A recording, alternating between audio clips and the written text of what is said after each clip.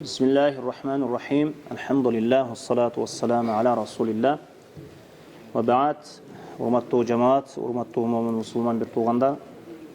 Mana Ramazan ayıdağı akırla baratat. Allah Taala tutup жатқан oruzoңuzdарды kabul kılsın.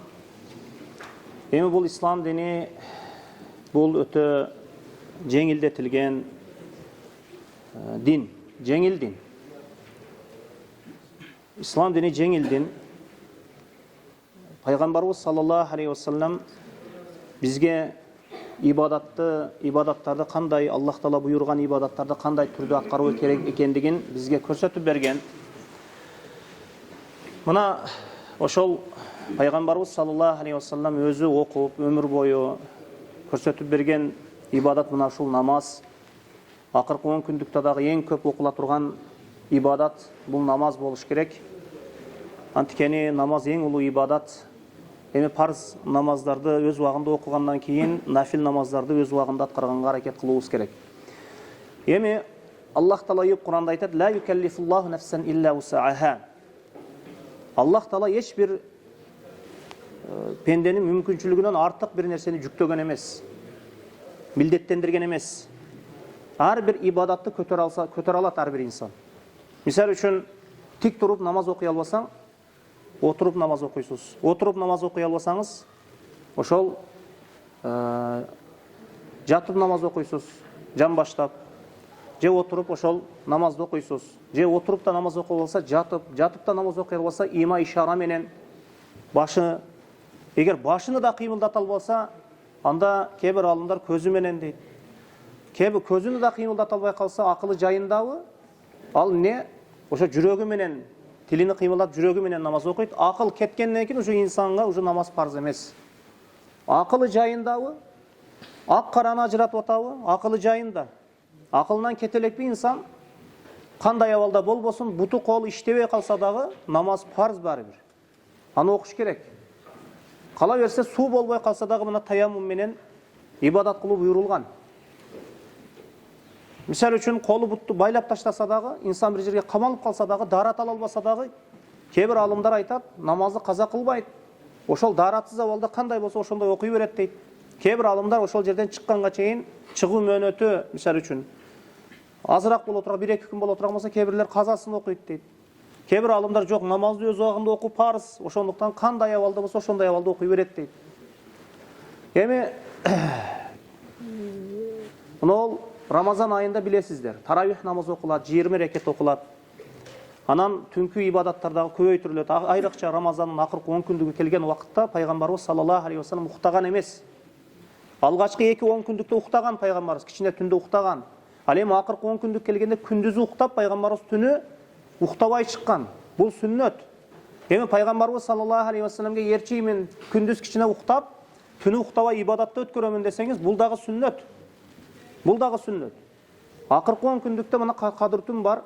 1 saat тұрсаңыз дағы ошоға жетишип қалсаңыз, жетип қалу мүмкін. Анан көптөрү сурайт. Мисал үчүн 10 рекеттен кейін белчи деп айтат, грыжа бар, буту ооруп атат деп. Эми айрыкча жашы өткөндөр азыр жашы өткөндөр десең, жаштар деле эме уп калппыз да азырчы. Кичине рекеттерден кийин эле уже бутум, эме колум, башым, белим деп. Эми ар кимде ар кандай эмеси бар, үзүрү бар, ар кандай эмеси бар. Туура. Эми могул намазда тик туруу өзү тик туруу. Мына ол тик туруу көп, мисалы үчүн кыямда көп туруу, мисалы үчүн кээде карылар 2 пара окуйт, кээде 3 пара окуйт, кээде 1 пара окуйт. Мына омурткага жакшы экен, мына омуртка түзөлөт экен дейт. Адам турса. Мунун пайдалары көп. Анан дагы айта турган нерсе, эгер сиз 10 рекетти, мисал үчүн тик туруп окудуңуз да имамдын артынан, таравих намазыны. Анан 10 рекеттиге сиз чыдай албай калдыңыз. Грыжаңыз бар, кимдин бирөөнүн үзүрү бар, грыжа бар, буту ооруйт мисал үчүн. Кетип калгандан көрө, барып бир бурчта отургандан көрө, бул столго барып туруп окусаңыз, ошонун жарым соогун аласыз. Эми мисалда бир 100% соог алсаңыз, тик туруп окусаңыз. Тик туруп окусаңыз. Ал эми отуруп окусаңыз ошонун жарымын аласыз. Баары бир жарымын алып атасыз да. Барып интернетте отургандан көрө же бир нерсени чукуп, же бир жерде бирөө менен пайдасыз сөздү сүйлөгөндөн көрө бир аз убакыт болсо дагы столдо отуруп намаз окуп койсо дагы ошонун эмесин алат баары бир. Эми мындай да ниетке дагы жараша болот анан амалдар. Мисалы үчүн бир адам дайыма таравих намазын калтырган эмес. Калтырган эмес да, өмүр бою калтырбай окуп келатат таравих намазды.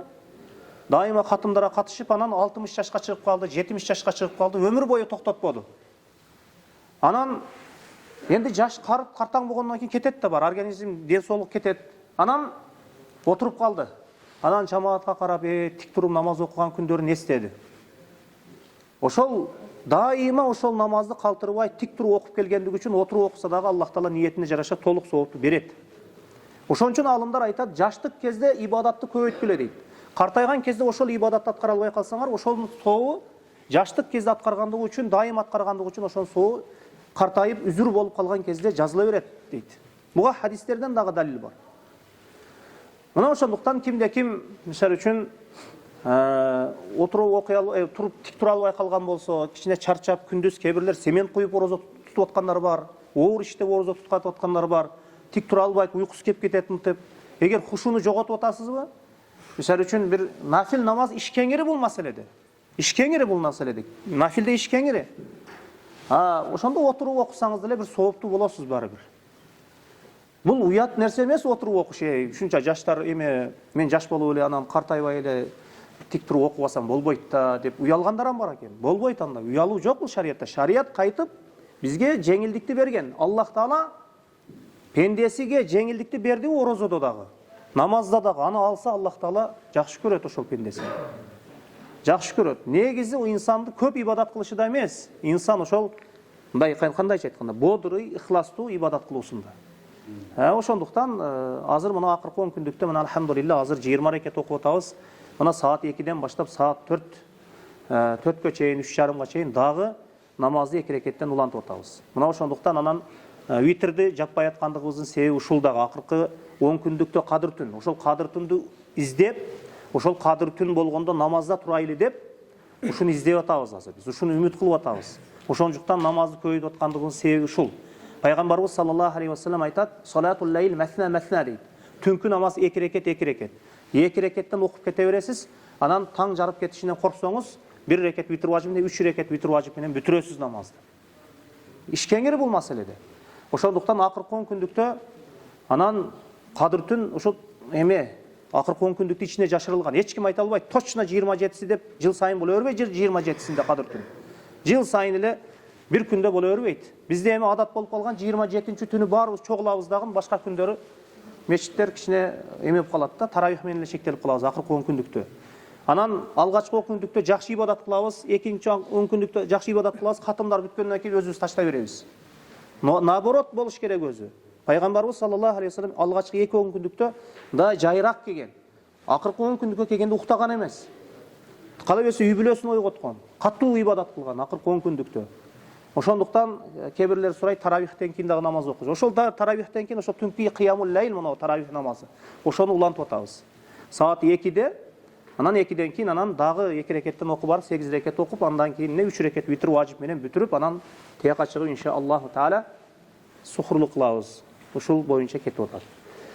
Ошондуктан кыйналып калсаңыз кээде, мисалы үчүн 2ден баштап эми 3:30га чейин туруш деле эмерек, бирок кичине кыйналып калгандар дагы бар. Бирок кыйналганыңызга жараша ажыр соогуңуз да көп болот. Ажыр соогу көбөйөт. Мына ол күндөр өтүп кетет. Аз эле убакыт калды.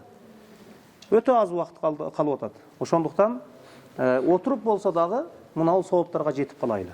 Отуруп болсо дагы мына ол 1000 жылдан 1000 айдан артык болгон мына кадыр түн бар, 83 жыл 4 ай дейт алымдар. Ушул ибадат бир адамга жазылат ушул түнү. Ошондуктан ушуга папал болуп калайлы, ушуну жакшылыгына үмүт кылып калайлы деп түндү уктабастан ушундай эме менен аракет кылып атабыз. Эми бул дагы важип нерсе эмес, парз нерсе эмес. Бирөө мажбурланбайт. Ад-души жүрөгү менен ихлас менен келип окуш керек, ибадат кылыш керек.